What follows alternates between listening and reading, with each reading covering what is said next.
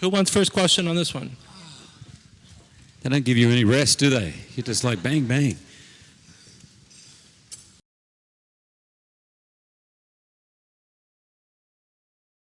One thing that was really important to Jim and I was that, of course, this film is based on a famous comic book set in Japan. But as we made the film, we were constantly thinking about how this film would feel to the Japanese people. We wanted them to be proud of how we show their country and their customs and culture.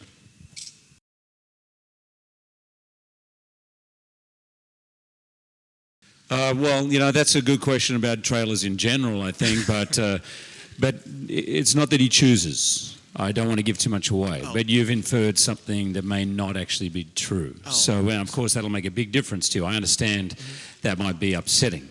Yeah, it kind of is, because, you know, it's really cool about just the Wolverine having to live forever and all that pain that he comes. I think you're spending too much anxiety before seeing the movie. Of course, yeah. I always do. You should see it and then get really pissed or not.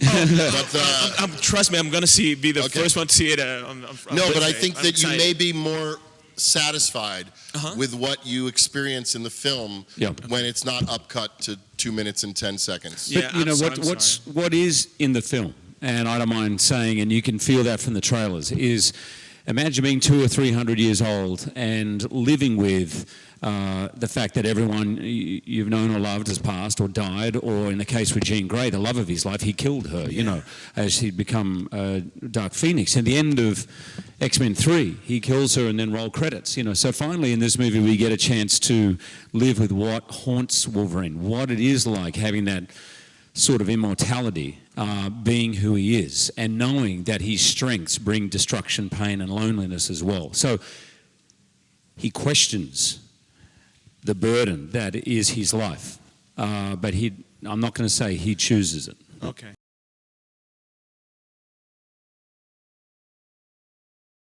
Well, there's a couple things. One proudest moment would be my long-term association with this guy right here, just realizing about halfway through that I was really proud of what we were making, and that just on a simple friendship basis and an emotional basis, you can go back 12 years, and I can remember working with him and being very proud, and just where we have come to, just on a simple gut level, that. But on a movie level, I think that what I'm really proud of about the film, and what I think we worked very hard to do, was to deliver intense action to the fans with Wolverine, but also to deliver a drama, to deliver character work, deliver an actual movie in which between the set pieces of action, there weren't set pieces of action, but actual scenes with characters dealing with the ramifications of what had happened and where they were headed.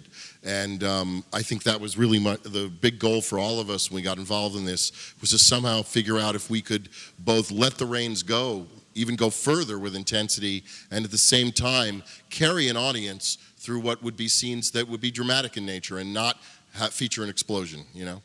Wonderful, thank you. I might just add to that, because I want to compliment him, but Hutch was working at Fox when I first began X-Men 1, and this woman here, Lauren Shuladonna, was the person who picked up my audition tape when I was playing Curly in Oklahoma from the bottom of a pile, which probably was chucked out of a window as well. Wow. And that audition I did 7 months before I had a callback, and there was only one reason. That's because Lauren was saying, you should check this guy out. So if there's one person who knows me as an actor and has championed me, Lauren said to me after seeing the movie, this is the best you've ever been as Wolverine. And I immediately replied to her, well, thank you, but that's because of him.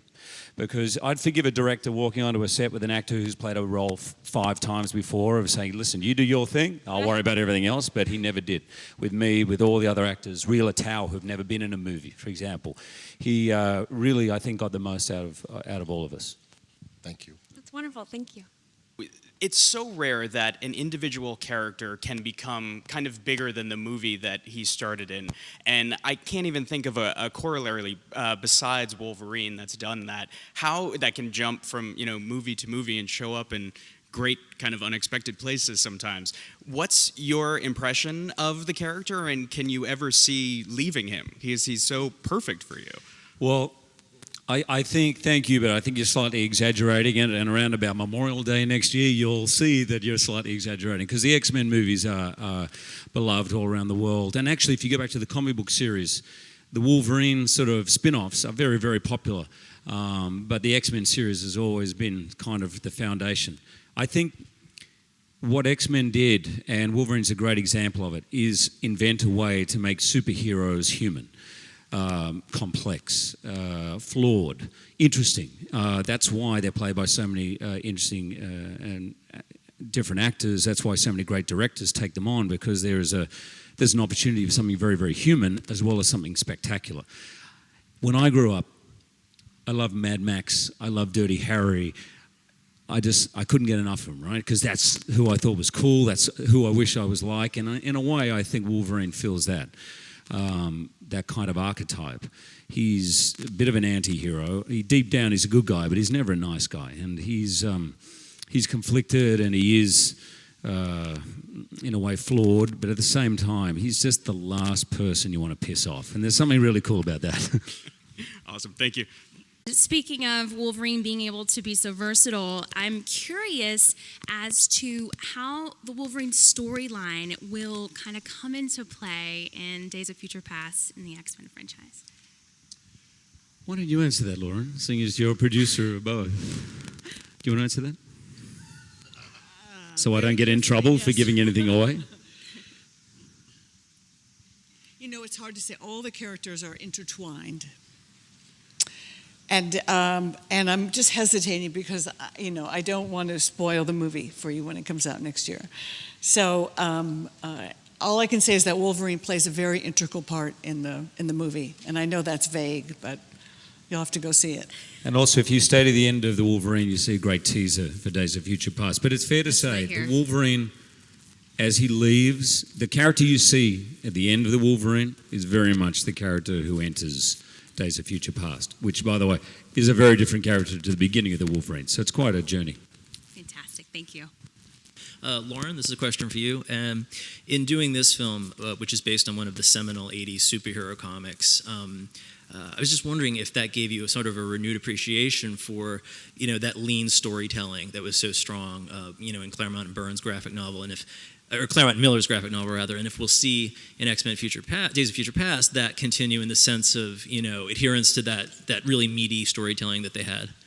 Yeah, I mean, look, we wouldn't be here today if it weren't for them, for Chris Claremont and Frank Miller and Len Wein and all those guys. So they did. They told a lean, mean story in the Wolverine saga, but the Wolverine saga was, was too large in a sense to sort of condense, so we just picked a part of it.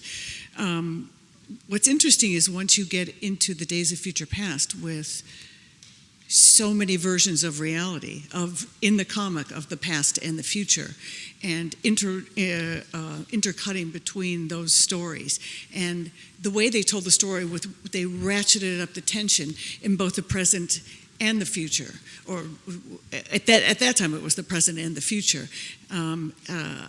Were it not for them actually building original characters with flaws and conflict and grounding them in reality, we would not have made any of these X-Men movies. But because these characters were so real to all of the comic fans, they were easy to bring to life and to attract great actors and directors. Thank you.